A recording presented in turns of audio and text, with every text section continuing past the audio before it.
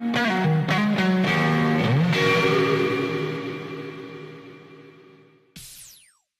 a lot of you that might not know, Josh wrote, directed, and starred in this film, you know, and Jon Favreau, Woody Allen, and so many other more. It's a finite number of people who actually do that. Do you have trust issues that you can't? Did I just realized that?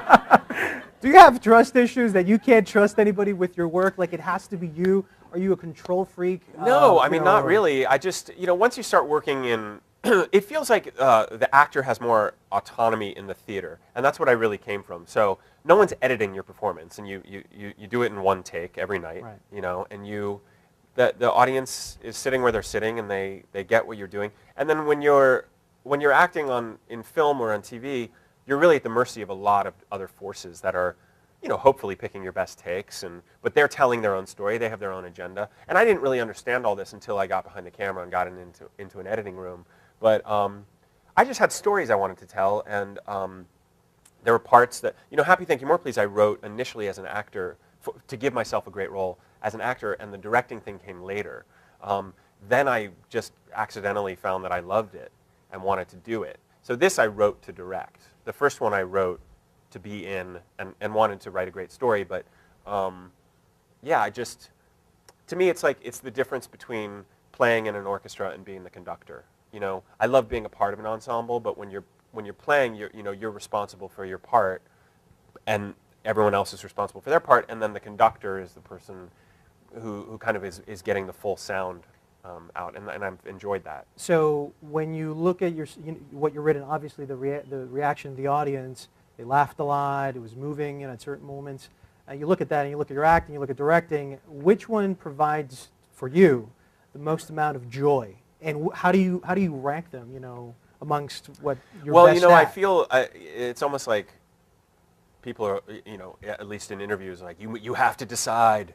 Are you an actor? Are you a writer, director? You know, yeah, they want to put you in one place in that box, and that's it. And I feel like my first movie came out, and people were like, "You're a television actor. How dare you try to cross the velvet rope of directing cinema? This is not your club."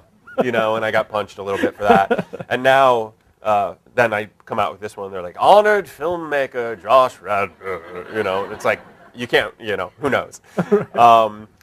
But there is this feeling of wanting to compartmentalize people, you know, and say, but I think if you're creative, you want to do lots of things, you know. I want to, one summer I was doing theater at the Guthrie, and I wrote lyrics to 7 songs with a guy who wrote the music, you know. That's really interesting to me. Or, you know, I used to want to be a painter. Like I'm interested in, the reason I love making films is because it kind of draws on everything that I'm good at, including interpersonally. You know, like I like creating a great environment for people to work in. I like community. I like setting a tone that's really nice and friendly, and I like getting great, talented people who make my stuff look amazing, from the actors to the cinematographer, the production designer, editor, all these people. There's just it draws on a lot that is exciting to me. And when it comes to the writing and directing, you know, sometimes I sit back here and I like it when, you know, I say something as an actor and it lands and all that.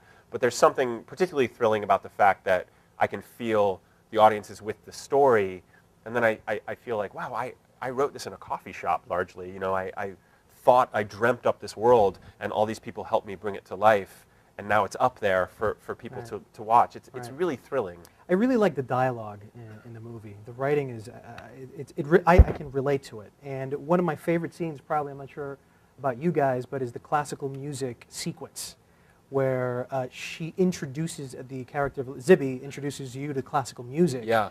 And then there's a montage of New York, and it's almost poetic in such a way. Take us through that. Talk a little bit about that scene, how you came up with it, and how you decided to visualize it on screen. Yeah. You know, I'm glad you brought that up. I am really proud of that sequence. It was the very first thing my editor and I worked on. We just decided, like, let's delve into that classical, that crazy classical letter writing sequence. And you know, it's a delicate thing, because it's something that, like, if the tone's not correct, it really could not work. It could really be kind of corny or boring. Or boring, you know. You'd be like, oh God, classical music. But I was writing.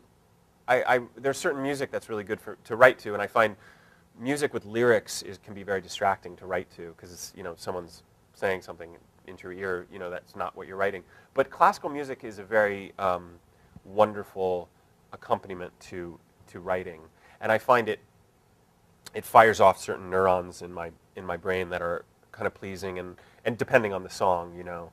And it's also like a very deep well of you. Once you go into the classical music thing, it's, you know, you can get lost in different recordings and orchestras and different composers, and it's I have some friends who are I have a young friend who is a classical composer and a conductor. He's from Mexico, and I write him and I say, Rodrigo, I'm interested, Verdi's Requiem, what are the best recordings? So you didn't know any of these classical songs that you mentioned here? I knew them all, and I wrote the script based on them. Right. And I gave my editor a CD. I basically gave him Zibby's CD. And I said, here's 10 to 12 songs that I think she put on this CD. Right. You know, Wagner's Tannhauser, Beethoven's Giustino, Sixth Vivaldi. Symphony, the Giustino from Vivaldi, and Beethoven's Symphony 6. Beethoven, the Emperor Concerto, the Sixth Symphony, the Massenet's Meditation. You know, these were things I knew would be in there. And they're also like, they're not so overplayed that they get laughter. They're actually, you know, they're famous to people who know them. But I don't know a lot of people, they know that Massenet's Meditation, which is one of the most beautiful pieces of music ever written. It's just astonishing, you know. And when I would listen to this music, sometimes I would find myself like really transported, and it was doing something to me. Especially like I would play it in traffic in LA, and it was like it suddenly made traffic bearable. And it has an ability to make something that might be grotesque beautiful. Right. And I don't know why, but I love that juxtaposition of, you know, some sort of urban scene and then classical music, or even, you know, like Martin Scorsese will do that. Like he'll play a song, like a kind of upbeat song with something horribly violent going on, you know, and it's this interesting juxtaposition. So I like this idea that this music was affecting him in a very serious way, and by extension, she was affecting him in that way because she had become like the music to him. I mean, not to be too grand about that, but she's the one who introduced him to the music, you know. Let's talk about casting. Let me begin with Zac Efron. Yeah. I think everyone was probably thinking the same thing when he came on. It's like, we did not expect Zac to be in this movie, and especially in Nor this. did I. Explain to me how that came along. Yeah. And how involved were you in the casting? I mean, Elizabeth Olsen is a future star, you know, if she isn't already one. You got Jenkins, who I hear makes movies 20% better as soon as he steps on the stage. That's probably true, yeah. So talk to us about that, and let's begin with Zac.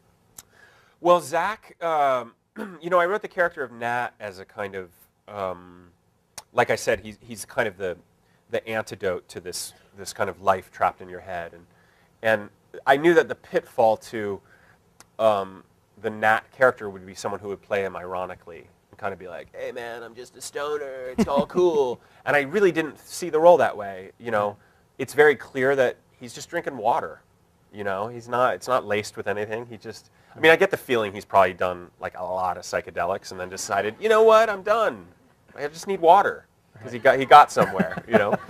He stayed like that. He stayed like that. It just took. One too many. Yeah, or just with enough. And so I knew that this was a pitfall with this role, and I actually read a lot of people. And when we didn't know if Zac would be doing it, I was auditioning people, and some people really. Can you tell us who? No. But I met Zac a few summers ago at the Maui Film Festival when we were showing the first movie there, and he was there getting an award, and we were there for like 2 or 3 days together and had some really great conversations and stayed in touch.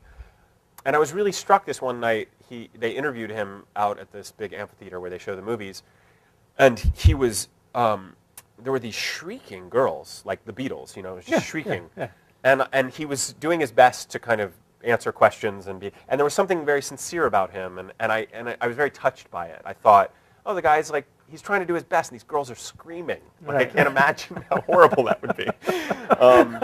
But I thought, we had some really great conversations, and he has this very uncynical quality that my movies demand, and especially that part demanded. And because he's taking it very seriously and not cynical about it, I think it's actually funnier, and it resonates more. So we asked him to do it, and part of it was we said we're not. This is not a Zac Efron movie. It's 3 scenes. We're not going to turn it into some sort of, thing. Right. We like the idea that it's kind of this little cameo. It's bigger than a cameo, but he's just in the movie. Right. We don't give him credit up front. He's just in the end credits. Yeah, he just appears. Yeah, he just appears, but that's kind of like the character, Right, right. You weren't sure if he was real or not. You're not sure if he's real, Right. So that's how Zac got in the movie.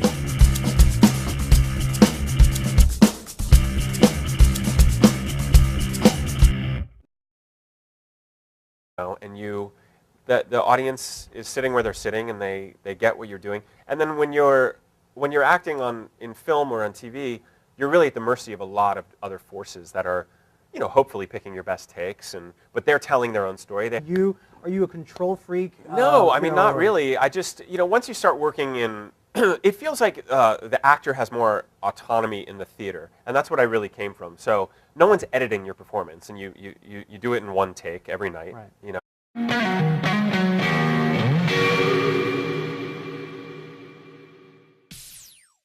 For a lot of you that might not know, Josh wrote, directed, and starred in this film, and Jon Favreau, Woody Allen, and so many have their own agenda. And I didn't really understand all this until I got behind the camera and got into an editing room. But I just had stories I wanted to tell, and there were parts that, Happy Thank You More Please, I wrote initially as an actor to give myself a great role as an actor. It's a finite number of people who actually do that.